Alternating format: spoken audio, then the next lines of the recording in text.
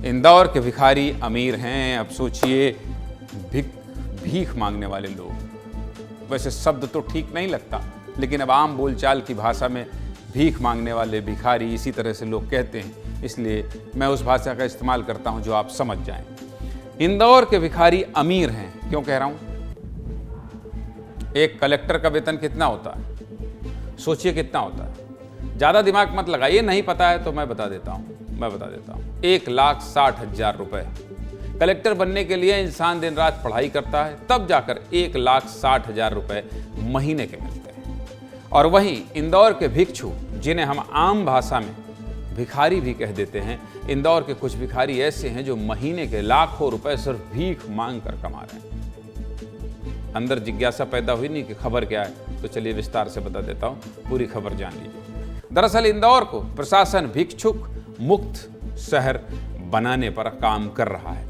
शहर के अलग अलग हिस्सों में भिक्षावृत्ति करने वालों, आम भाषा में कहें तो जो लोग भीख मांगने वाले हैं, उनका रेस्क्यू कर उन्हें शहर से बाहर भेजा जा रहा है। इंदौर प्रशासन इस काम में लगा हुआ है। ऐसी ही एक महिला को महालक्ष्मी मंदिर से पकड़ा गया और उसने जो खुलासे किए उसे सुनकर आप भी चौंक जाएंगे। उस महिला ने रेस्क्यू टीम को बताया कि पिछले 10 दिनों में उसने भीख मांगकर 75,000 रुपए कमाए हैं। ठीक सुन रहे हैं आप, कितना? 75,000 रुपए। जब अधिकारियों ने ये बात सुनी तो वो भी दंग रह गए। उस महिला भिक्षु के पास क्या क्या मिला जानते हैं? 100 के कितने नोट मिले हैं आपको बताऊं? 500 के कितने नोट मिले हैं?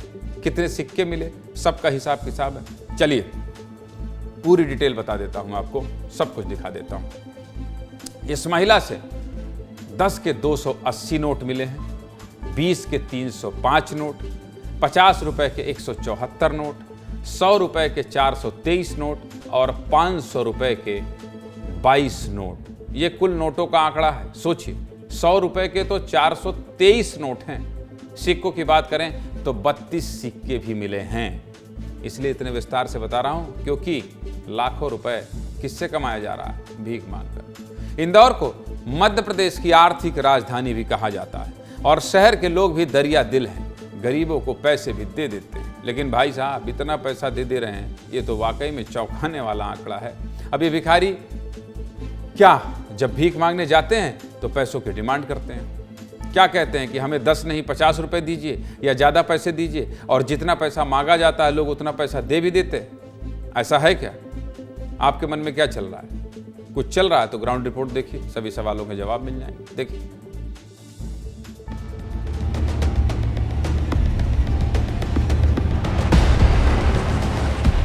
इंदौर को मध्य प्रदेश की आर्थिक राजधानी यहाँ के व्यापार और उद्योगों के चलते कहा जाता है, लेकिन यह आर्थिक राजधानी क्यों है? दादा, कितने रुपए कमा लेते हो दिन भर में? मैं काम करता हूँ यहाँ पे। काय का काम करते हो? ये फूल पे। अच्छा। तो यहाँ तो बैठे हो? ये यहाँ पे 2 पैसे कमा ले बेटा, बंद हो गया था काम हमारा।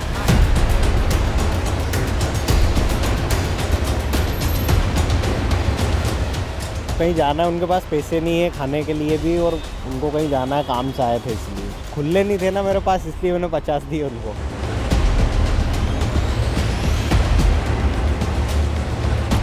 शूटर ले रहे हैं। शूटर ले रहे हो? हाँ। भाई तो वहाँ पे पैसे मांग रहे थे? नहीं नहीं, शूटर ले रहे थे।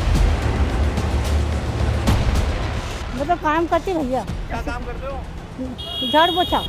तो अभी तो आप पैसे मांग रहे थे उससे? नहीं मांगे भैया, मैं तो कहाँ देगी भाई।